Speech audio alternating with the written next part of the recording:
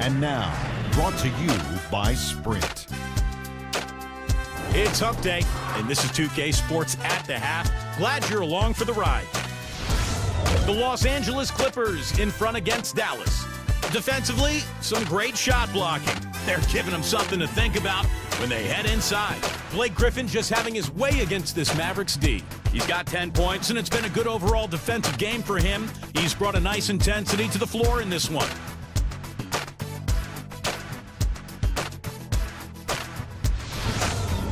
The Sprint Halftime Report, presented by Sprint. And as we welcome you back, we begin our second half. So far, not a tightly contested game, guys, but, you know, anything can happen. An incredible game from Reddick.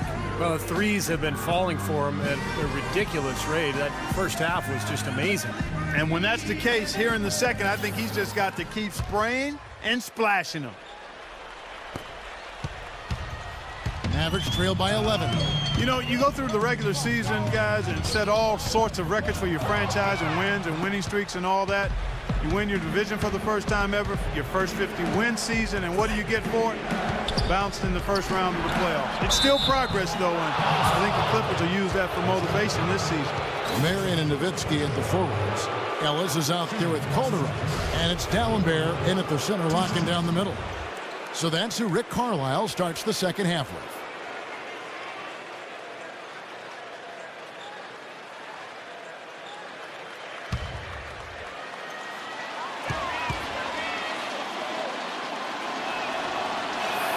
The first free throw is good. Well, Clark, as you said, the Clippers got up 2-zip on the Grizzlies, but all of a sudden it came to a crashing halt.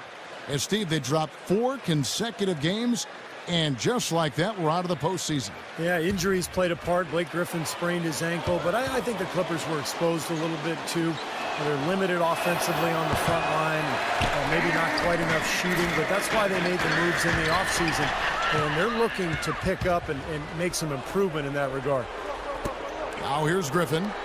The 12-point lead, their biggest of the game. Good ball movement here by the Clippers. Paul is doubled.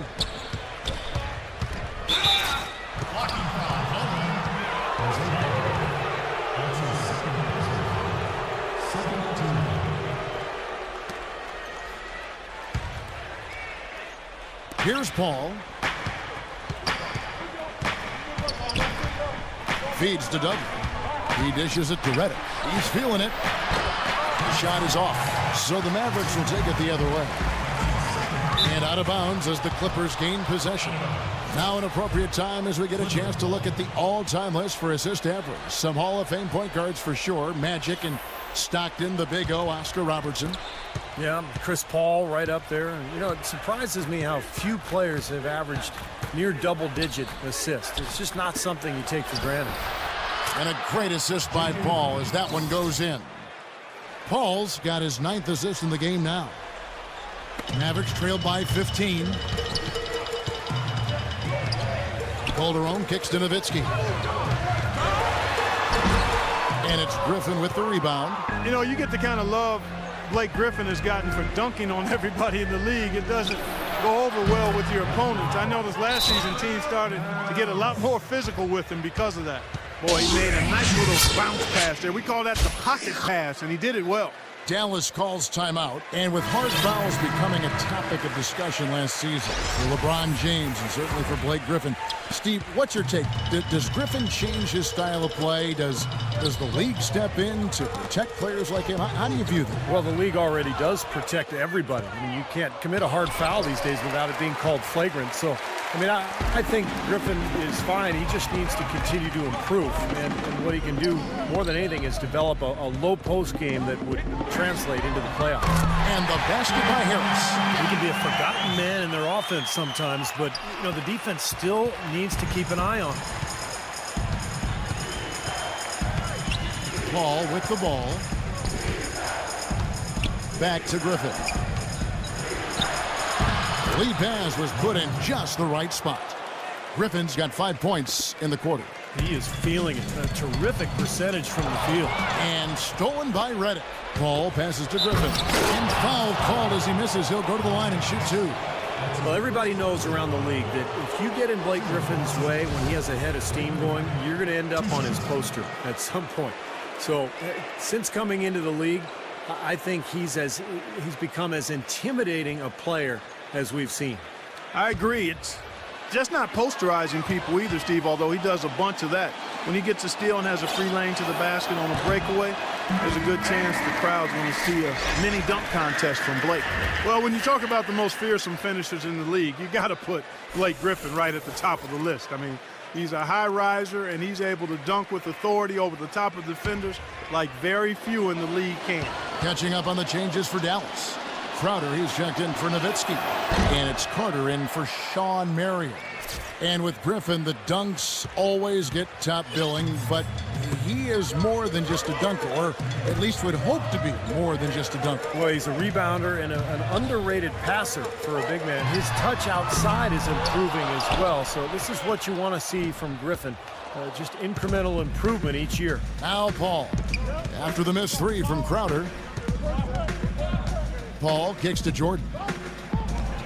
Good, and Paul gets the assist. And the Clippers lead by 19. Boy, they've gone on this run, and ball movement has been a big key.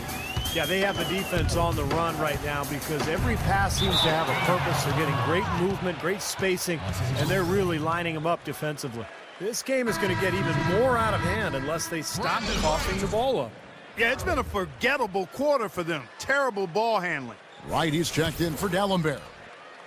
Third quarter here, and 3 minutes have come off the clock. Now Paul. Back to Griffin. And he finishes it off with a one-handed jam. They've done a lot of good work with the ball. Really moving both the ball and moving bodies, getting quality chances at the hoop. And they're not wasting chances when they get them. I mean, they're hitting their shots. Third quarter action. Oh, how about that basketball, fan? Beautiful. Wow. That's how he makes his presence felt. And we see him do it time and again. He is a special talent. And an entertaining one at that. Just an unbelievable finisher. Oh, that was a great angle we just saw, courtesy of Kia. Here's Ellis after the Clippers pick up two. Offensive rebound. Right, dishes to Crowder. Can't get it to go. And you got to like the defense inside, really protecting the rim. Challenging shots and making his presence felt around the rim. That's exactly what he can give you. And finished off by Wright. Textbook example there of how to use defense to create offense. Yeah, beautiful transition play after the steal all the way to the basket. Wasted no time going from defense to offense. It feels like they're starting to pick up the intensity as the game itself starts to get a little more tight and close. A different look for the Clippers. Antoine Jameson's checked in for Griffin. Barnes comes in for J.J. Redick. And it's Collison in for Paul. And Wright, no good on that one. You look at Chris Paul and his physical stature, guys. I mean, he's not overwhelmingly strong or certainly not that big. Doesn't really bounce out of the gym. But it's the way he knows how to use everything that he has, particularly his body control. That allows him to be a dangerous finisher in the paint on a consistent basis. Here's Barnes. Jordan the pass to Collison. Jameson kicks to Collison. From the arc. The shot is off. Mavericks trailed by 21. Ellis goes in.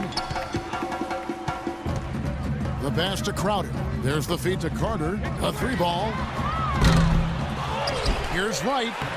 And the layup's good off the glass. Wright's got 4 this quarter. Giving them an opportunity at second chance points with some hard work on the glass there. When you talk about Chris Paul's penetration, where's the number 3 in honor of Allen Iverson? But he's not the athlete that Iverson was. Well, he's different. Iverson was a blur. Chris Paul is more about strength and side-to-side quickness. But Paul's a very good athlete in his own right. But it's his skill that is just so impressive. The ball handling, the passing, the awareness. What a player. Jamal Crawford, he's checked in for Jared Dudley. And out of bounds as Los Angeles gains possession. Byron Mullins is checked in for Jordan. Now into the lineup for the Clippers. Byron Mullins. And 1:01 left to play in the third. Collison kicks to Barnes. And the Clippers miss again. Mavericks trailed by 19. Stolen by Jamison. Crawford. The prayer from beyond half court is off the mark. Pass to Carter. Kicks it to Harris. Lets it go. And stolen by Barnes. Now the Clippers moving it up. There's Crawford with the three. And he gets it to go. Crawford's got 5 now. Great idea to pull up and take the transition three there. The D was in position to block his path to the hoop if he took it inside. It's a 4-second differential between the shot clock and game clock. Harris against Crawford. Harris dishes to Crowder. Here's White. Oh, get it! Oh, watch out now. Nasty. Absolutely filthy. And the building is stunned, partner. He dug deep into his bag of tricks there. I hope he keeps that one handy. I want to see that again. And that one misses. Here's Mullins. He kicks to Barnes. Leads him in there. Crawford passes to Collison. 16 feet away. And he hits the jumper for 2. Mullins got his first points in this one. That kind of sums up the defensive effort we've seen here tonight, guys. Here's Marion. And that's not going to go. And at the end of the third quarter, a huge lead in this one may already have been decided. The Clippers on top, running away with this one. And fourth quarter basketball will be coming your way on 2K Sports right after this.